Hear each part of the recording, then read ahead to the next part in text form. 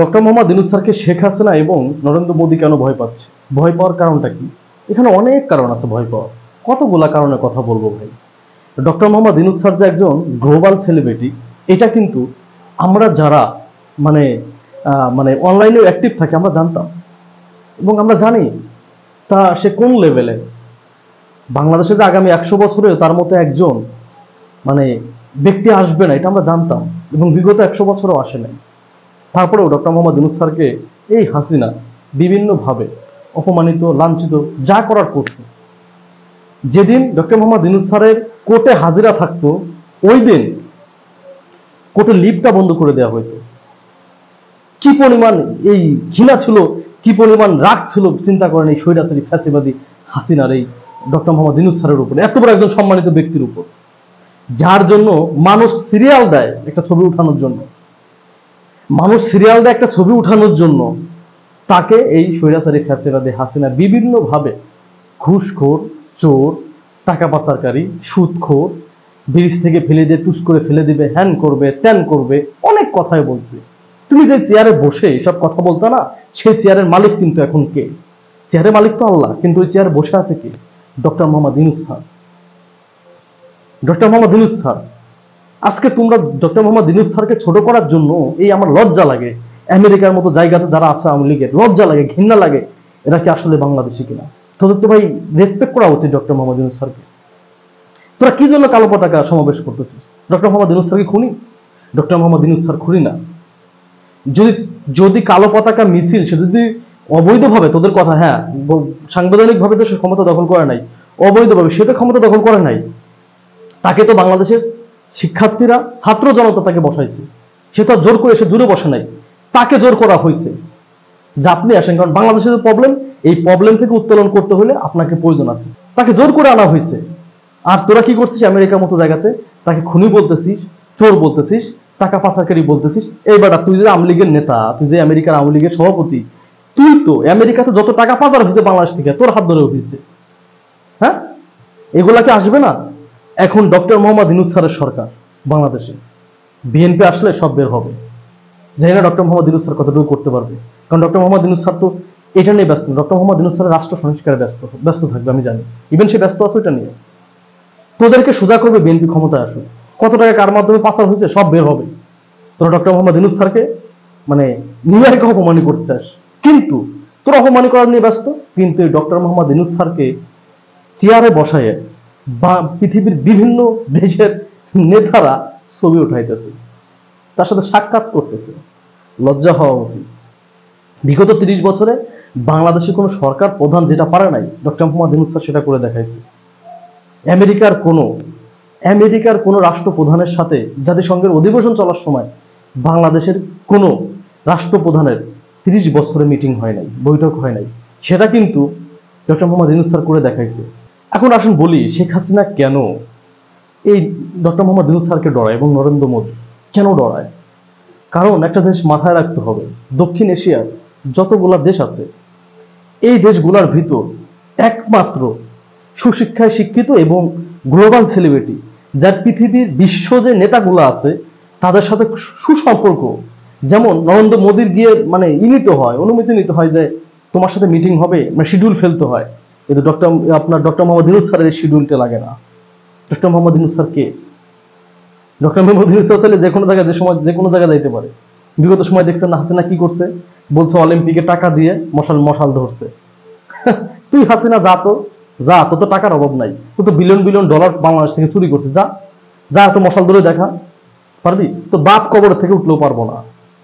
তো বাপ যদি ওঠে কবর থেকে যে মা আমারে তুই $2 বিলিয়ন দে, আমি তো মশাল ধরি, তাও পারবে না। ডক্টর মোহাম্মদ ইউনূস স্যারকে বাংলাদেশে তার যে কাজগুলো, এগুলো প্রচার করে না কোনো টিভি চ্যানেলে, কোনোভাবে প্রচার করতে দেন। আজকে বাংলাদেশের টিভি চ্যানেলগুলো প্রচার করতেছে, বাংলাদেশের জনগণ জানতেছে who is doctor Mohammad Yunus. হ্যাঁ, এই সুদখোরি যে এত বড় সেলিব্রিটি, পৃথিবীর গ্লোবাল সেলিব্রিটি, এটা বাংলাদেশের মানুষ এখন জানতেছে। তার কষ্ট হচ্ছে যে আমি 10 লক্ষ রোহিঙ্গাদের কেন জায়গা দিলাম, আমাকে একটা নোবেল দিল না। হ্যাঁ, আমি এত মানুষকে খাওয়াইলাম। হ্যাঁ, তার বোন তো বলছিল যে বোন তুমি তো রোহিঙ্গাদের খাওয়াচ্ছ, খাওয়াও, তুমি তো 16 কোটি মানুষকে খাও, রোহিঙ্গাদের খাওয়ালে সমস্যা কি? রোহিঙ্গাকে শেখ হাসিনা খাওয়াইছে? রোহিঙ্গাদের জন্য আমেরিকা কত টাকা দিচ্ছে বছরে, খোঁজ নিয়ে দেখেন। ইউরোপীয় ইউনিয়ন কত টাকা খোঁজ নিয়ে দেখেন। আরো লাভ হয়েছে শেখ হাসিনা। শেখ হাসিনা খাওয়াইছে, শুধু আমরা ভূমিটুকু দিছি, শুধু আমরা ভূমিটা দিছি, আর বাদ বাকি খোঁজ নিয়ে দেখেন কে কারা খাওয়াইছে। তার কষ্ট হয়ে জায়গা যে আমি রোহিঙ্গাতে জায়গা দিলাম, এত কিছু করলাম, তারপরে কেন বিশ্ব ডক্টর ইউনূসকে নিয়ে নাচে? তাকে নিয়ে কেন নাচে না? তোমার মতো স্বৈরাচার নিয়ে কেন নাচবে? পৃথিবীর যতগুলা স্বৈরাচার ছিল এবং মানে এখনো আছে, তাদের মাঝখান থেকে সব থেকে জঘন্যতম স্বৈরাচার ছিল তুমি। তুমি জানো না?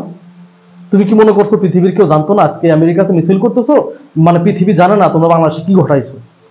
হ্যাঁ, বাংলাদেশ পৃথিবী জানে না যে বাংলাদেশে কি ঘটাইছো? আজ থেকে 2 মাস আগে বাংলাদেশে হাজার হাজার মানুষকে, শিক্ষার্থীদের গুলি করে মারছো, যারা হচ্ছে দেশের সম্পদ, যারা আগামী রাষ্ট্র পরিচালনা করবে, তাদেরকে তুমি গুলি করে মারছো, মেধাবীদের গুলি করে মারছো। হ্যাঁ, আর তোমরা সেই ডক্টর মোহাম্মদ ইউনূস স্যারের বিরুদ্ধে মিছিল করতেছো। এই মিছিলে কি ডক্টর মোহাম্মদ ইউনূস স্যারের চুল ছিঁড়া যাবে?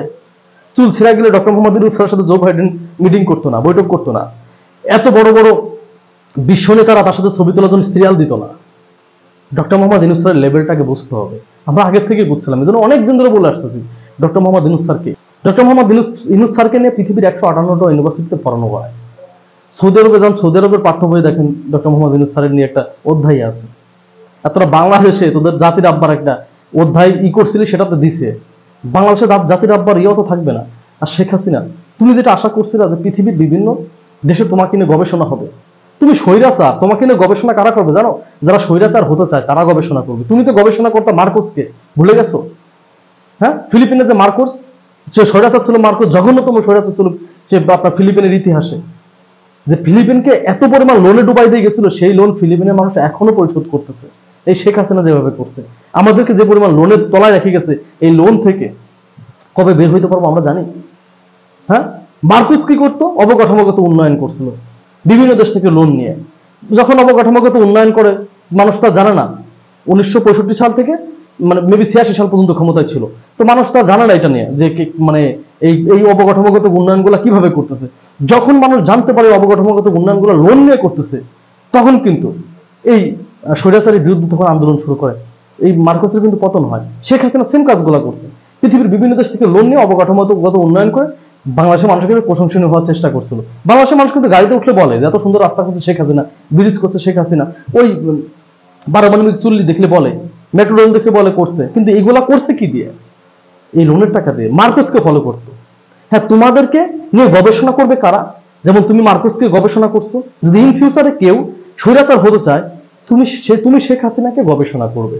কিন্তু আমি একটা রিকোয়েস্ট করি, বাংলাদেশের কেউ যদি স্বৈরাচার হওয়ার চিন্তা ভাবনা করো, শেখ হাসিনাকে নিয়ে গবেষণা করো। আমলিকে যদি কেউ করো, কিন্তু তার পতনের, সে যে পতন হয়েছে, তার পতনের 2 ঘন্টা নিয়ে গবেষণাটা করো। যে সে দুপুরে রান্না করছিল, সে শেষ খাওয়াটাও খেয়ে যেতে পারে নাই। হ্যাঁ, শেষ খাওয়াটাও খেয়ে যেতে পারে নাই। এবং তার যে বাসভবন ছিল, সে বাসভবনে দেওয়াল ভেঙে ফেলছিল মানুষ। তার পতনে 2 ঘন্টা, এটা নিয়েও কিন্তু একটু রিসার্চ করবা, ঠিক আছে? তাইলে ইন ফিউচারে স্বৈরাচার হওয়ার স্বপ্ন চিরদিনের জন্য মিটে যাবে, ঠিক আছে? তো শেখ হাসিনা তোমাকে নিয়ে গবেষণা করবে যারা স্বৈরাচার হতে চায়, ডক্টর মোহাম্মদ ইউনূস স্যারকে নিয়ে গবেষণা করবে যারা আগামী নেতৃত্ব দিতে চায়, যারা পৃথিবীকে সুন্দর করতে চায়, তারা ডক্টর মোহাম্মদ ইউনূস স্যারকে নিয়ে গবেষণা করবে। বাংলাদেশে ডক্টর মোহাম্মদ ইউনূস স্যারকে নিয়ে কোনো অধ্যায় হবে না, কোনো বইয়ে ডক্টর মোহাম্মদ ইউনূস স্যারের কোনো অধ্যায় থাকবে না। কেন থাকবে না? কারণ তুমি হাসিনা ডক্টর মোহাম্মদ ইউনূস স্যারকে কখনো ভালোভাবে অ্যাকসেপ্ট করতে পারো না। এখন হবে, যেহেতু পৃথিবীর বিভিন্ন দেশে ডক্টর মোহাম্মদ ইউনূস স্যারকে নিয়ে পড়ানো হয়, আর ডক্টর মোহাম্মদ ইউনূস স্যার হচ্ছে আমাদের দেশের সম্পদ। ডক্টর মোহাম্মদ ইউনূস স্যারের সাবজেক্ট কেন থাকবে না? ইন ফিউচারে ডক্টর মোহাম্মদ ইউনূস স্যারের সাবজেক্ট ইনশাল্লাহ আমরা অ্যাড করব। কেন অ্যাড করবো না? কারণ ডক্টর মোহাম্মদ ইউনূস স্যার আমাদের দেশের সম্পদ। শেখ হাসিনা ভয়ের কোনো কারণ নাই, ঠিক আছে? তুমি ইন্ডিয়াতে তোমার হাজবেন্ডের বাড়িতে আছো, ভালো আছো, ওইখানেই ভালো থাকো। মোদিরও ভয় এটা, যে এত বড় একজন গ্লোবাল সেলিব্রিটি আমার পাশের দেশে, আমার প্রতিবেশী দেশে বসে থাকবে, আর আমি চাইলে তো যে কোনো সময় হুকুম করতে পারবো না। হাসিনারা যেভাবে হুকুম করছে, এভাবে তো হুকুম করতে পারবো না। আমি তো পররাষ্ট্র মন্ত্রণালয়ে গিয়ে পার উপর পা দিয়ে বসতে পারবো না। আমার দূতাবাসে যারা আছে, ওরা তো গিয়ে পাহাড় উপর পা দিয়ে বসতে পারবে না, অর্ডার করতে পারবে না ইন্ডিয়াকে। এটা হচ্ছে সব থেকে বড় ভয় ইন্ডিয়ার। আর ডক্টর মোহাম্মদ ইউনূস স্যার যেভাবে সংস্কার করে দিয়ে যাবে, এই সংস্কার সামনে তো সেভাবে রাষ্ট্র চলবে। আগামীতে যেই সরকার আসুক না কেন, সেই সরকার তো সেই অনুযায়ী চলবে। সেই ক্ষেত্রে এটা তো ইন্ডিয়ার জন্য মাথা ব্যথার কারণ হয়ে দাঁড়াবে। এই জন্য ডক্টর মোহাম্মদ ইউনূস স্যারকে মানে জমের মতো ভয় পাইতেছে শেখ হাসিনা আর মোদী। কারণ মোদী প্রতিষ্ঠিত না হলে তো শেখ হাসিনা বাংলাদেশে প্রতিষ্ঠিত হবে না। মোদি যদি ভয়ে থাকে শেখ হাসিনা বাংলাদেশে কিভাবে পুনর্বাসন হবে বলেন, আওয়ামী লীগ কিভাবে বাংলাদেশে পুনর্বাসন হবে? এইটাই হচ্ছে সব থেকে বড় ভয়, যে ডক্টর মোহাম্মদ ইউনূস স্যার কেন আসলো। এবং ডক্টর মোহাম্মদ ইউনূস স্যারকে হটানোর জন্য অনেক প্ল্যান প্রোগ্রাম করছে, কোনোটা কাজে আসে নাই, আশা করি কোনোটা কাজে আসবেও না। সো তোমাদের ভয় তোমাদের জায়গা রাখো, ভয় রাখা ভালো। ধন্যবাদ সবাইকে, আসসালামু আলাইকুম।